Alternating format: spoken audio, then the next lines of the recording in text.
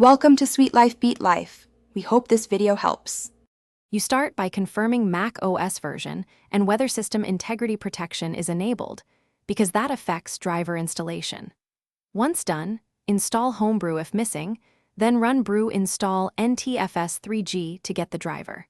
You must identify the Ntfs volume with discutal list and copy its disk identifier like /dev/disk2s1.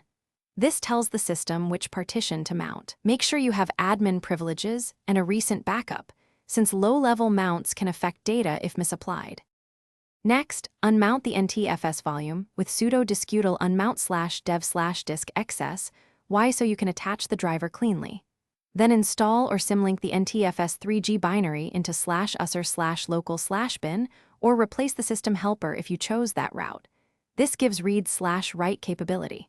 For persistent behavior, create an /etc/fstab entry with uuid equals none ntfs rw auto nabrowse or usudo /usr/local/bin /ntfs 3g/dev/disk excess y/volumes/name o local allow other.